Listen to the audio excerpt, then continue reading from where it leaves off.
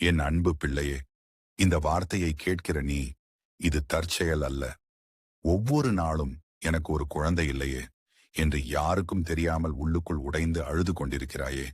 உன் அந்த அழுகை என் காதில் விழுந்திருக்கிறது. நீ வெளியில் சிரித்தாலும் உன் உள்ளம் எவ்வளவு காயப்பட்டிருக்கிறது என்று நான் அறிவேன். சில இரவுகளில் உன் கண்களில் தூக்கம் வராமல் மனதில் ஒரே கேள்வி, கர்த்தாவே, என் வாழ்க்கை ஏன் இப்படி ஆகிறது? அந்த கேள்வியோடு நீ தனிமையில் உட்கார்ந்திருப்பதையும் நான் பார்க்கிறேன். அன்னாளை நினைத்து பார். அவளுக்கும் குழந்தை இல்லை. அந்த குறை அவள் வாழ்க்கையில் ஒரு பாலைவனம் போல இருந்தது. மனிதர்கள் வழி தெரியாமல் பேசினார்கள். ஆனால் அந்த வார்த்தைகள் அவளின் இருதயத்தை தினமும் கிழித்தன.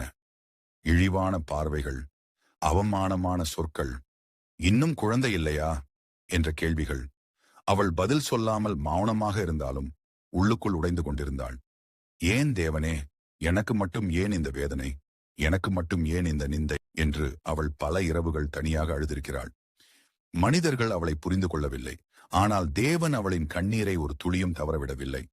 ஒரு நாள் அவள் மனிதர்களிடம் பேசவில்லை. தன்னை காயப்படுத்திய இந்த உலகத்திடம் பேசவில்லை. தேவனுடைய சமூகத்தில் முழங்காலிட்டு விழுந்தாள். அவள் சொன்னது அழகான வார்த்தைகள் இல்லை. அழுத்தமான ஜெபமும் இல்லை. உள்ளத்தில் இருந்த எல்லா வலியும், எல்லா வேதனையும், எல்லா கண்ணீரும் ஒன்றாக தேவனிடத்தில் கொட்டி தீர்த்தாள். கர்த்தாவே, அவே, நீர் எனக்கு ஒரு குழந்தையை தந்தால் அந்த குழந்தையை உமக்கே அர்ப்பணிப்பேன்.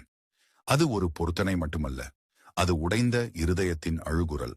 அன்னாளின் கண்ணீரை கண்ட தேவன், அவளின் சத்தத்தை கேட்ட தேவன், அவளுடைய நிந்தையை ஆசீர்வாதமாக மாற்றினான். அவளின் அவமானத்தை மாற்றினான். அவளின் வெறுமையை நிரப்பினான். அவளுக்கு ஒரு ஆண் குழந்தையை கொடுத்து அவளின் வாழ்க்கையை மகிழ்ச்சியால் நிரப்பினான். என் அன்பு பிள்ளையே, இன்று நீயும் அதே நிலையில் இருக்கலாம், குறைந்திருக்கலாம். ஆனால் உன் கண்ணீரை தேவன் காண்கிறார். உன் ஆழ்மன அழுகையை அவர் கேட்கிறார். நீ தேவனிடத்தில் உன் வேதனையை முழு மனதோடு சொல்லு. அழுது சொல்லு, உடைந்து சொல்லு, மறைக்காமல் சொல்லு. தேவன் உடைந்த இருதயத்தை புறக்கணிக்க மாட்டார். அந்நாளின் நிந்தையை மாற்றிய அதே தேவன் உங்களுடைய நிந்தையையும் மாற்றுவார். சரியான நேரத்தில் சரியான வழியில் உங்களுக்கும் கர்ப்பத்தின் கனியை தந்து நிச்சயமாக ஆசீர்வதிப்பார்.